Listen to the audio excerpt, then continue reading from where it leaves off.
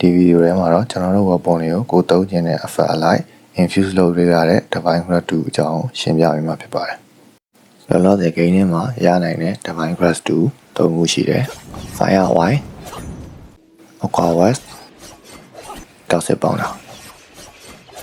ဒီသုံးခုကတစ်ခုစီရမယ်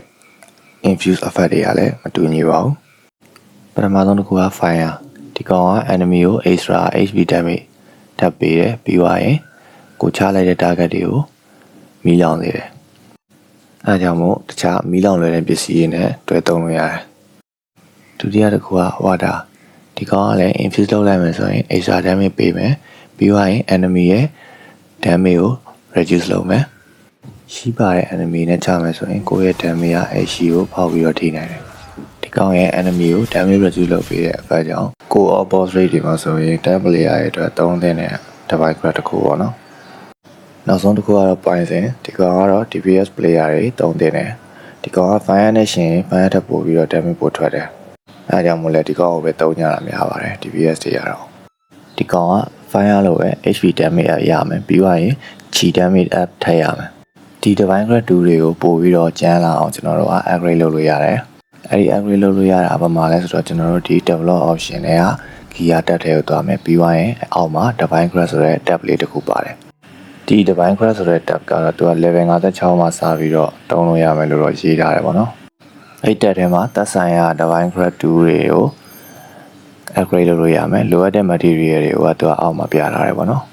material ကလည်းလွယ်လွယ်ကူရှာလို့ရပါတယ်ကျွန်တော်တို့ဒီ warm up မှာ explore လုပ်ပြီးတော့အပင်လေးလိုက်ခေါက်အောင်ပါပဲဒီမှာ warm up ဖွင့်ပြီးတော့ကျွန်တော်တို့လိုချင်တဲ့အပင်ကိုအမှန်ကြီးလေးချစ်လိုက်အောင်ပဲပေါ့နော်အဲဆိုရင်တော့ဒီအပင်တွေရှိတဲ့နေရာပေါ်လာပြီးတော့ကိုကအဲ့ဒီကိုသွားပြီးတော့ကဲသားလုပ်လိုက်အောင်ပေါ့နော်ဒီမှာကဲသားမလုပ်ခင်မရှင်းချင်တာဒီကဲသားရင်လုပ်ရင်ကျွန်တော်တို့သုံးလို့ရတဲ့ food bath ရှိတယ်ပေါ့နော်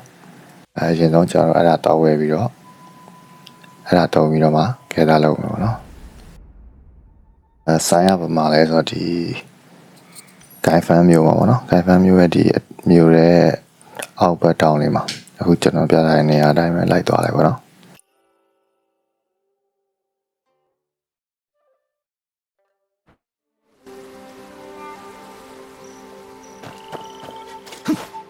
我倒要看看谁敢闯无忧洞。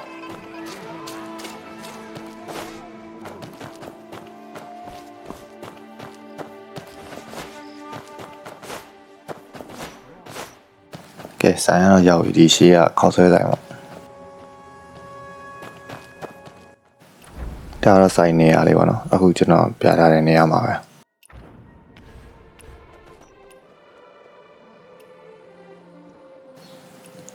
ဒီမှာဘာရောင်းလဲဆိုတော့သူက chicken noodle ပေါ့နော်နောက်တစ်ခုက wheat rice အရင်ဆုံးကျွန်တော်တို့အခုမှစားဝယ်မယ်ဆိုတော့ wheat rice ကိုအရင်ဝယ်ရမယ် wheat rice ငါးဘွဲဝယ်လိုက်ပေါ့နော်ငါးဘွဲဝယ်လိုက်ရင်သူနဲ့ affinity တက်ပြီးတော့အကြောင်းအကြောင်းဒီဘွား chicken noodle ပေါ့အဲ့ဒါဝယ်လို့ရမယ်အဲ့ကောင်ကဘာပေးလဲဆိုတော့ဒီမှာရေးရတာက harvest gathering critical rate 20% အချိန်က7မိနစ်ရမှာပေါ့နော်gathering critical rate ကဘယ်လိုအလုပ်လုပ်လဲဆိုတော့ 20% ဆိုတော့ကျွန်တော်တို့ဒီ gathering လုပ်တဲ့နေရာမှာနောက်ထပ်အပိုပစ္စည်းတွေရဖို့ chance 20% ရှိတယ်ပေါ့နော်။မလို့ကျွန်တော်တို့က gathering လုပ်မယ်ဆိုရင်ဒီ full bag လေးကိုသုံးပြီးတော့လုပ်တာကျွန်တော်တို့အချိန်နည်းနည်းနဲ့ပစ္စည်းများများရတယ်ပေါ့ကိုလိုချင်တဲ့ဟာ။